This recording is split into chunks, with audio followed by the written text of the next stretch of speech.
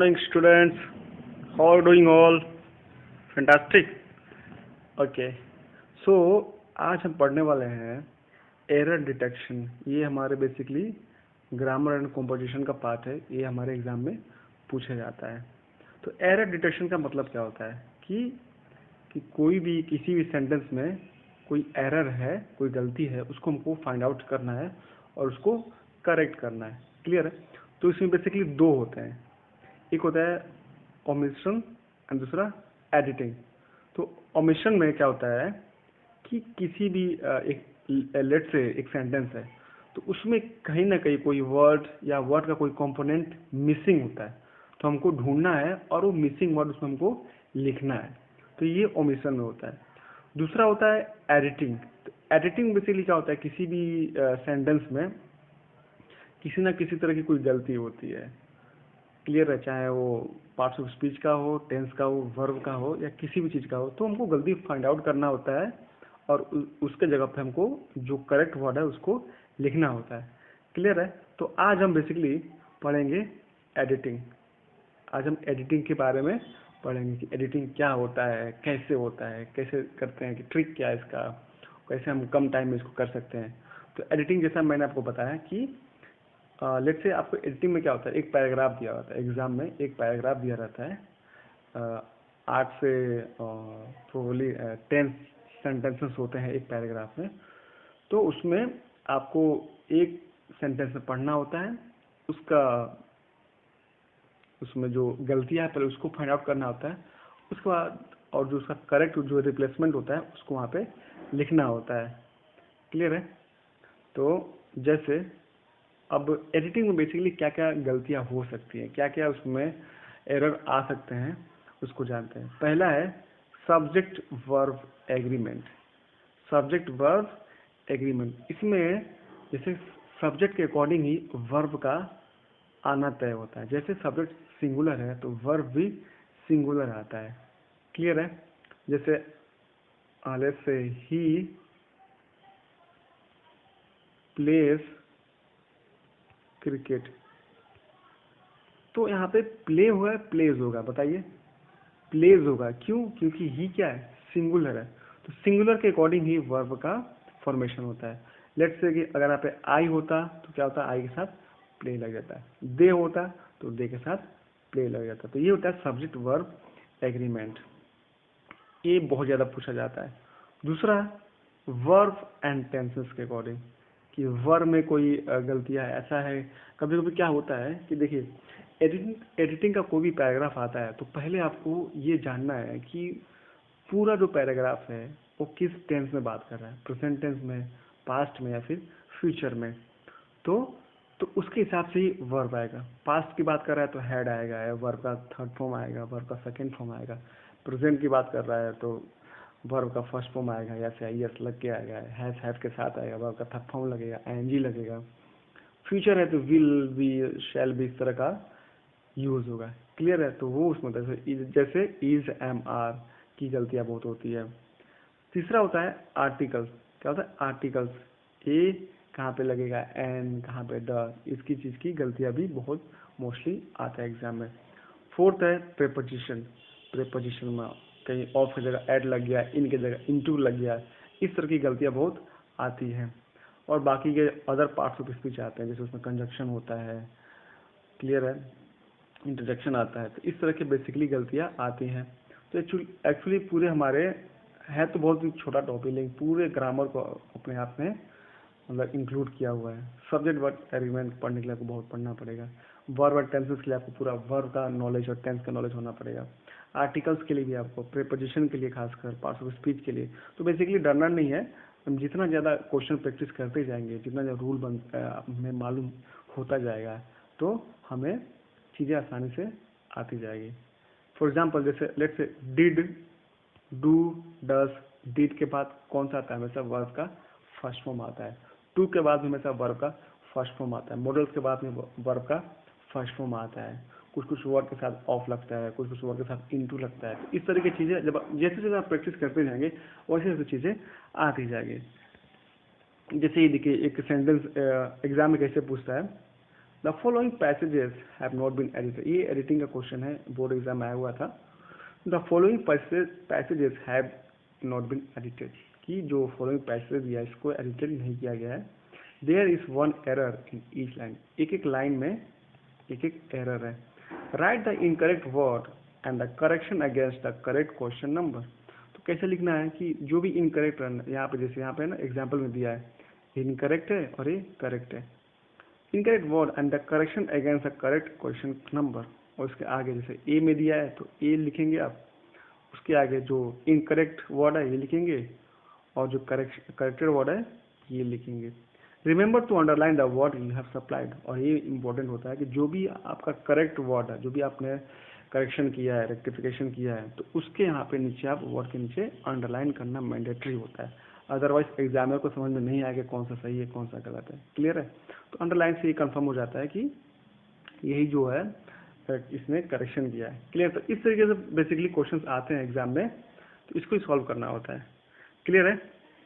तो एक अभी ये एक तरह का एडिटिंग का क्वेश्चन है, एडिटिंग का क्वेश्चन है, एग्जाम में आया था, इसको सॉल्व करने की कोशिश करते हैं। तो जैसे मैंने आपको बताया, ये जो एडिटिंग में आता है तो इसको लाइन वाइज पहले आप सब्जेक्ट वर्ब एग्रीमेंट देखिए, फिर वर्ब का देखिए, टेंस में कोई गलती आया है, फिर आर्टिकल का, फिर प्रीपोजिशन का, फिर अदर पार्ट्स ऑफ स्पीच। मतलब ये कोई रूल नहीं है, बट अगर इसके हिसाब से चलेंगे तो आपको ज़्यादा एक होता ना कि कन्वीनियंट होगा, आप जल्दी इसको कर पाएंगे, कम टाइम में कर पाएंगे। तो जानने की कोशिश करते हैं। पहला देखिए, साइंटिस्ट हैज फाउंड एविडेंस। अब यहाँ पे देखिए किसकी गलती है, साइंटिस्ट क्या है, प्लूरल है, तो प्लूरल के साथ क्या लगता है, हैज लगता है या फिर हैव लगता है। बहुत सही, आपने पकड़ लिया। तो एरर में क्या लिखेंगे, हम यहाँ पे हैज लिखेंगे और यहाँ पे हैव लिखेंगे। क्लियर है? बस ऐसे लिखना है, यहाँ पे ए लिख दिया आपने, क्वेश्चन आप आंसर शीट में कैसे लिखेंगे, ए लिख देंगे, ऊपर लिखने एरर डिटेक्शन और इसको अंडरलाइन कर देंगे। क्लियर है? ये तरीका होता है मैक्सिमम नंबर पाने का। तो देखा आपने, अपने वर्ब को पहले बार में ही पकड़ लिया है कि पहले में क्या है, वर्ब की गलती है, प्लूरल है तो सब्जेक्ट वर्ब एग्रीमेंट भी है कि प्लूरल सब्जेक्ट है तो प्लूरल वर्ब भी लगता है, तो हैव की जगह पर हमने हैव लगा दिया। All right. अब आता है सेकेंड। ठीक है? और एक चीज आपको नोटिस करना होता है कि जो पैराग्राफ है जिस टेंस की बात कर रहा है उसी टेंस में मोस्टली रहता है। क्लियर है? और उसका एक मतलब एक जानने की कोशिश कीजिएगा कि किसके बारे में बात कर रहा है। तो हो गया, scientist have found evidence to support many owner have long. तो यहाँ देखिए टू सपोर्ट सही है, मेनी भी सही है, ऑनर हैव लॉन्ग। देखिए मेनी मतलब क्या होता है, बहुत, ऑनर, ऑनर क्या है, सिंगुलर भी है लेकिन मेनी लिखा है उसके पहले, तो मेनी ऑनर्स होना चाहिए, यानी कि सब ये प्लूरल होना चाहिए। कैसे पता चला, क्योंकि इसके आगे मेनी लिखा है, तो मेनी मतलब भी बहुत होता है, तो मेनी बॉयज मेनी गर्ल्स होता है, उसी तरह मेनी ऑनर होगा। तो आप यहाँ पे क्या लिख देंगे, ऑनर लिख देंगे। ठीक है? तो यहाँ पे ऑनर्स लिख देंगे, इसके आप में क्या जाएगा, ऑनर्स हो जाएगा। क्लियर है? हाँ सर क्लियर है। अब आता है, have long believed man's best friend really do understand what we are saying. अब इसमें क्या गलती है, देखिए हैव लॉन्ग बिलीव्ड यहाँ तो सही है, मैंस बेस्ट फ्रेंड यहाँ भी सही है, really do understand what we are saying, what we are saying भी लग रहा है, सही लग रहा है, अंडरस्टैंड सही लग रहा है, डू में मुझे कुछ गड़बड़ी दिखाई दे रहा है।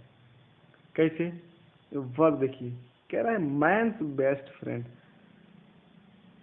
अब देखिए यहाँ पे सब्जेक्ट क्या है, मैंस बेस्ट फ्रेंड, तो यहाँ पे क्या है, सिंगुलर है कि नहीं, मैंस बेस्ट फ्रेंड, और प्लूरल होता है तो मेंस होता है, तो मैंस बेस्ट फ्रेंड है, सिंगुलर है, तो डू की जगह क्या लगेगा, डू किस लिए यूज होता है, प्लूरल के लिए।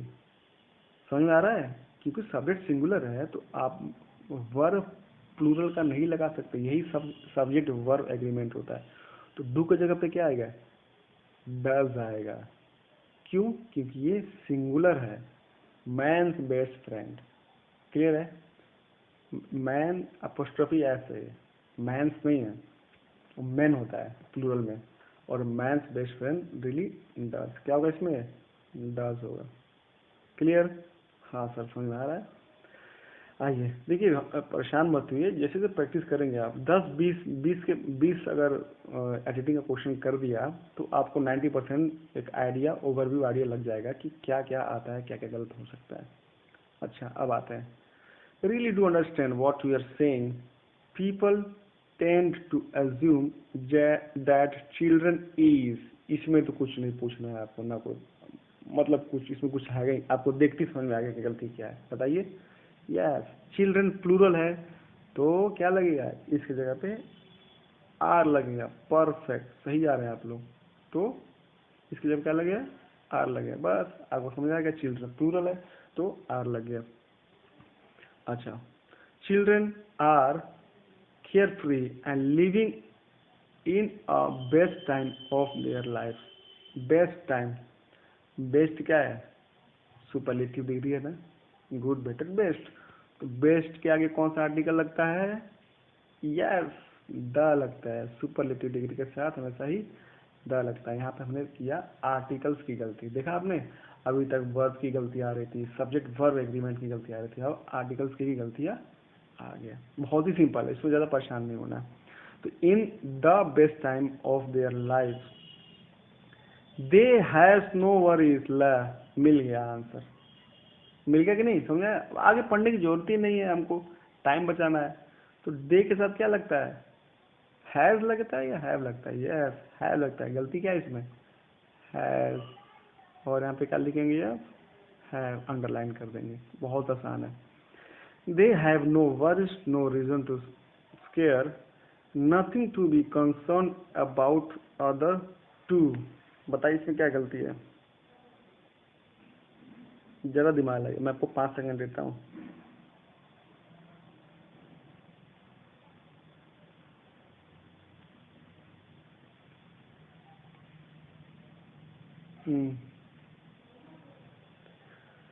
दिमाग लगाइए, सोचिए, और मैं आपको टाइम देता हूँ।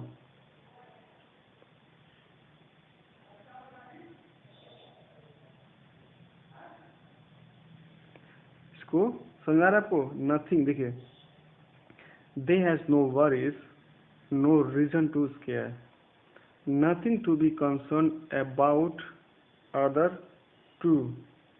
बताइए क्या होगा, about to, other to, simple सा कॉन्सेप्ट है, other to where for hang.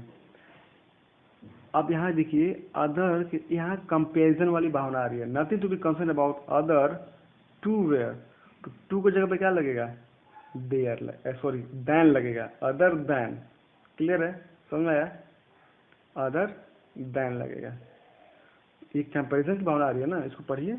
they have no worries, no reason to scare, nothing to be concerned about other, nothing to be concerned about other than where for hang out for school, कि कोई भी किसी भी चीज़ की concern की जरूरत नहीं है, अदर देन, इसके अलावा। क्लियर है, तो टू की जगह पे देन लग गया। ओके, आइए, where for hang out after school it have, मिल गया फिर से। इट के साथ क्या लगेगा, कुछ नहीं, सिंपल सा कॉन्सेप्ट है, इट सिंगुलर तो हैव के साथ हैज लगेगा। क्लियर है, समझ में आ रहा है, हाँ समझ में आ रहा है। तो it has an real fun of life, बहुत आसान। क्या रियल के आगे एन लग सकता है, कॉन्सोनेंट साउंड दे रहा है या वॉवल साउंड दे रहा है, सर रियल तो कॉन्सोनेंट साउंड दे रहा है, तो क्या लगाएंगे, यस, परफेक्ट, सही जा रहे हैं आप लोग, अ लगेगा। क्लियर है, a real fun of life. Clear है, हाँ सर। अब आते हैं, media plays are very important role. अब देखिए, इनको यहीं कहीं गड़बड़ी लग रहा है, पढ़ के ही लग रहा है कि प्लेस के साथ आर कैसे आ गया, या आर हेल्पिंग वर्ब पहले आना चाहिए और ऑलमोस्ट जो होता है और मेन वर्ब बाद में आना चाहिए, लेकिन कुछ गलत लग रहा है। मीडिया प्लेस आर क्या है, तो आर वेरी इंपॉर्टेंट रोल, तो media plays a very important role. Clear है, मीडिया प्लेस आर की जगह क्या लगेगा, और लगेगा, a very important role in our life, की मीडिया जो है बहुत ही हमारे लाइफ में बहुत ही इंपॉर्टेंट रोल प्ले करती है, हमें समय समय पर जानकारी देती है, हमको अपडेट करती है। क्लियर है, अच्छा, अब आते हैं, therefore there is various effects. अब बताइए, देयर इज वेरियस, अब देखिए आप प्लूरल की बात हो रही है ना, वेरियस इफेक्ट्स हैं बहुत सारे, तो इज कैसे लग सकता है, क्या लगेगा, आर लगेगा, yes clear. There are various effects, के बहुत सारे इफेक्ट्स है तो आर लगेगा ना, प्लूरल है, of mass media for society at large. तो various effects of mass media for society at large, यहाँ पे प्रेपोजिशन की गलती मुझे दिखाई दे रही है। कह रहा है कि बहुत सारा जो वेरियस इफेक्ट्स है मास मीडिया का सोसाइटी पर पड़ता है ना, तो सोसाइटी के लिए पड़ता है, इफेक्ट पड़ता है ना, कि मेरे इफेक्ट, मेरे पे इफेक्ट पड़ गया किसी का, इन्फ्लुएंस किसी का पड़ गया, तो उसके लिए क्या रहता है, पढ़ने के लिए ऑन लगता है।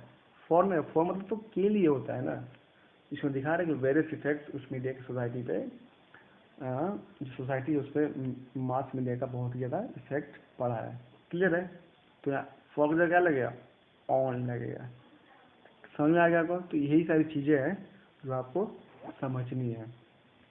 अब जैसे जैसे प्रैक्टिस करते जाएंगे आपको चीज़ें धीरे धीरे क्लियर होती जाएगी। तो बेसिकली बस ये ध्यान ये रखना है कि ये जो मेन टॉपिक्स होते हैं यही ऑलमोस्ट इसी में घूम फिर के आता है।